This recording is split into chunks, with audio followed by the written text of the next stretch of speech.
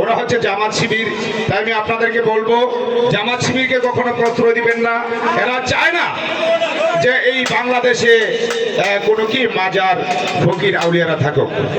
আমরা বাংলাদেশ জাতীয়তাবাদী দল, আমার পরিচয়টা দিচ্ছি, আমি বাঞ্ছারামপুর উপজেলা জাসাসের সভাপতি। জাসাস মানে কি? সাংস্কৃতিক সংগঠন। আপনাদের এই সাংস্কৃতিক সংগঠনেরই আমি উপজেলার সভাপতি।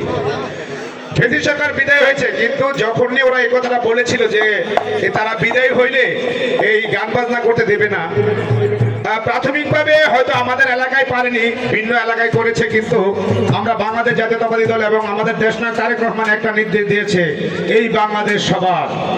যারা ইসলাম ধর্ম পালন করবে, যারা ওয়াজ মাহফিল করবে, তারাই ওয়াজ মাহফিল করবে, যারা গান বাজনা করবে তারা গান বাজনা করবে।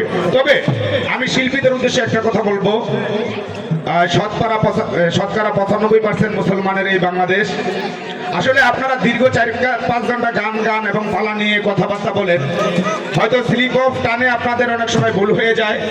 যেহেতু বর্তমানে একটি ক্রাইসিস মুভমেন্ট যাচ্ছে আপনারা, আমরা জানি, একটু সতর্ক হয়ে গান গাবেন। আর ইউটিউবার ভাইদেরকে বলবো, দেখেন আপনি 5 মিনিট কথা বলে দেখেন, আপনার একটা ভুল হয়ে যাবে।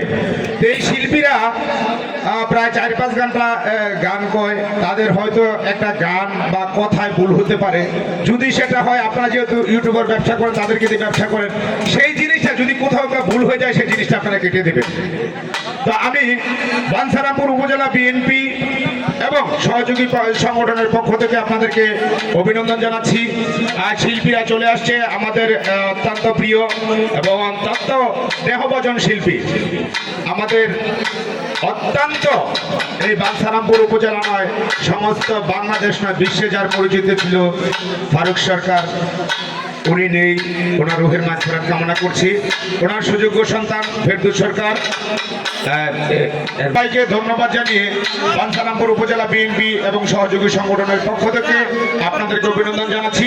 তবে পাশাপাশি একটা কথা বলতে চাই, দীর্ঘ 17 বছর আপনাদের পাশে ছিলাম। জেল, জুলুম, মামলা, হামলা, নির্যাতন সহ্য করে আমরা মাঠে ছিলাম, আমরা মাঠে আছি। আপনারা কেউ আমাদেরকে ছেড়ে যাবেন না, আমরাও আপনাদেরকে ছেড়ে যাব না। আপনাদের জন্য যেখানেই যে কোনো এই গান বাজনা নিয়ে সমস্যা হয়, যদি কোথাও অনুমতি নিয়ে সমস্যা হয়, প্রত্যেক জায়গা থেকে আমার নাম্বার দেওয়া থেকে যোগাযোগ করবেন, দেখবেন যে আপনার অনুমতি নিয়ে কোনো সমস্যা হবে না। এ বলি আমি আমার সংক্ষিপ্ত বক্তব্য শেষ করছি। খোদা হাফেজ। বাংলাদেশ জিন্দাবাদ। তারেক রহমান জিন্দাবাদ।